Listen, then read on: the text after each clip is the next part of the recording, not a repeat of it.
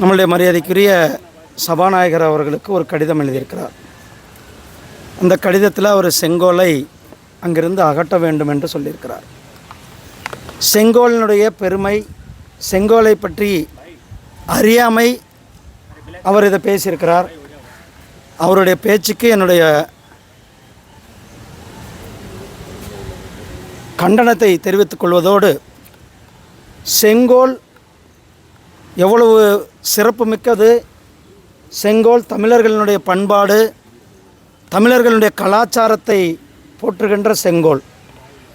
செங்கோல் தமிழர்களுடைய ஆட்சி அதிகாரத்தில் ஆட்சி பரிபாலனம் செய்யும் பொழுது இந்த ஆட்சி நேர்மையான ஆட்சியாக இருக்க வேண்டும், இந்த ஆட்சி நீதிநிலை தவறாமல் இருக்க வேண்டும் என்பதற்கு சோழர்கள் பயன்படுத்திய அந்த செங்கோல்.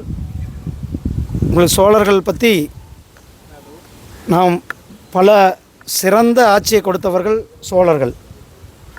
இந்தியாவில் மட்டும் ஆட்சி செய்தது இல்லாமல் தெற்காசியா முழுவதும் சென்று அவர் பல நாடுகளில் நம்மளுடைய தமிழர்களுடைய கலாச்சாரத்தையும் தமிழ் பண்பாட்டையும் அங்கெல்லாம் விரிவு செய்து ஆட்சி செய்தவர்கள். அப்படிப்பட்ட சோழர்கள் ஆட்சியில் இந்த செங்கோல் ஒரு மிக சிறந்த இடம் பிடித்தது.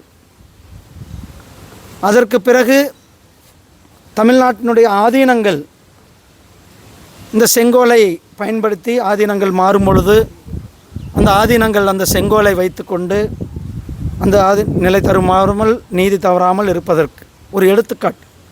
அப்படிப்பட்ட அந்த செங்கோலை சுதந்திரம் அடையும் பொழுது திரு மவுண்ட் பேட்டன் அவர்கள் இந்த ஆட்சி மாற்றத்திற்கு என்ன பண்ணணும் அப்படின்னு கேட்கும் பொழுது, அப்போதைய திரு ராஜாஜி அவர்கள் சோழர்களினுடைய பெருமையை சொல்லி நேர இடத்துல சொல்லி இந்த செங்கோல் ஆட்சி மாற்றத்திற்கு சரியாக இருக்கும் என்று வேதங்கள்லாம் முழங்கி, தமிழ் திருவாசகங்கள்லாம் முழங்கி அந்த செங்கோலை அப்போ கொடுக்கப்பட்டதை இந்தி கூட்டணிக்காரங்க அதை கொண்டுட்டு போய் அகமதாபாத்தில் ஒரு மியூசியத்தில் வச்சுட்டாங்க.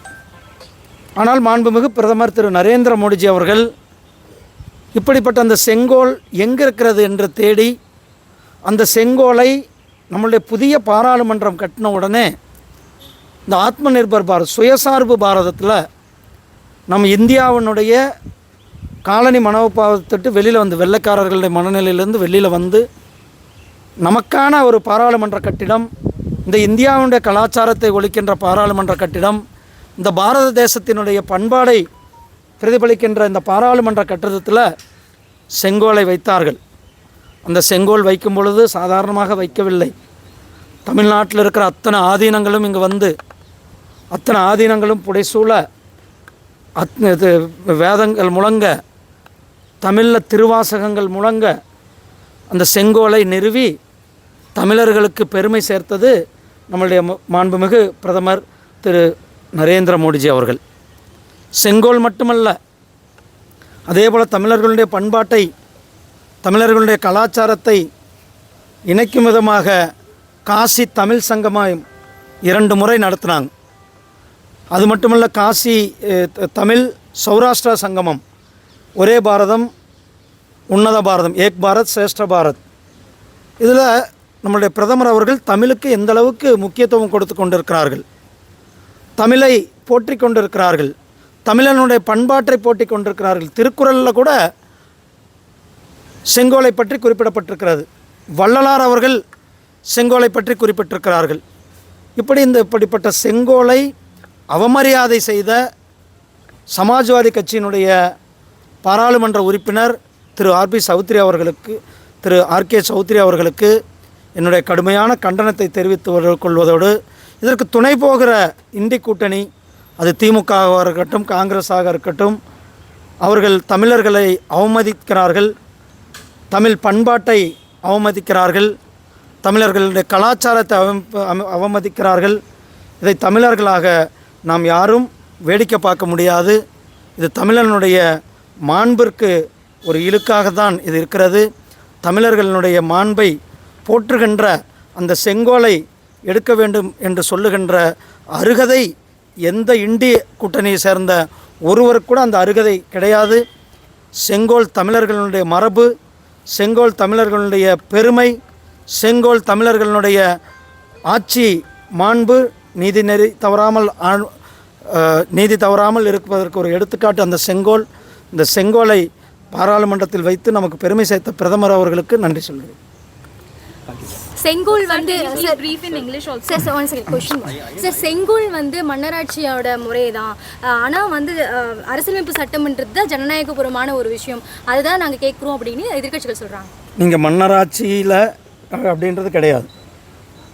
இந்த செங்கோல் நீதி நேர்மை தவறாமல் இருப்பதற்கு, இந்த செங்கோல் நடுநிலையமான ஆட்சி தருவதற்கு, இந்த செங்கோல் எந்த பக்கமும் சாயாமல் இருப்பதற்கு, இந்த அரசாங்கம் ஒரு ஜனநாயக அரசாங்கம், மக்களுக்கு நீதியை கொடுக்கின்ற அரசாங்கமாக இருக்கிறது. அதனால தான் நாம் செங்கோலை வைத்திருக்கிறோம்.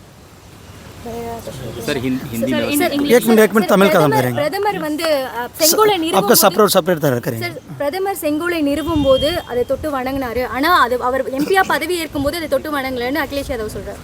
செங்கோல் அதை தொட்டி வணங்கின உடனே இன்றைக்கு பாராளுமன்றத்தில் கூட பார்த்தீங்க, செங்கோலை எடுத்துகிட்டு போய் தான் ஜனாதிபதி அவர்களை வரவேற்று கொண்டு வந்தார்கள். இந்திய அரசியலமைப்பு சட்டத்தை வணங்கினார். 2014 ஆட்சி எடுக்கும்போது இந்திய அரசியலமைப்பு சட்டம் என்னுடைய புனித நூல் அப்படின்ட்டு வணங்கி எடுத்தார். 2019 இந்திய அரசியலமைப்பு சட்டத்தை வணங்கி எடுத்தார். 2024 இந்திய அரசியலமைப்பு சட்டத்தை வணங்கி எடுக்கிறார். இதில் செங்கோல் என்பது தமிழர்களுடைய ஆட்சி பரிபாலனத்தை பிரதிபலிக்கிற, தமிழர்களுக்கு ஒவ்வொருவருக்கும் பெருமை சேர்க்கின்ற இந்த செங்கோல், அந்த செங்கோலை இங்கே நிறுவி நமக்கு பெருமை சேர்த்திருக்கிறது நம்முடைய பிரதமர். அதை தான் நாம் இங்கு பார்க்க வேண்டும். நன்றி. பாதகம் செய்பவரை கண்டால் நாம் பயங்கொள்ளலாகாது பாப்பா, மோதி மிதித்து விடு பாப்பா, அவர் முகத்தில் உமிழ்ந்து விடு பாப்பா. அண்மை செய்திகளை உடனுக்குடன் தெரிந்து கொள்ள இணைந்திருங்கள் இயம்நாடு தொலைக்காட்சியுடன்.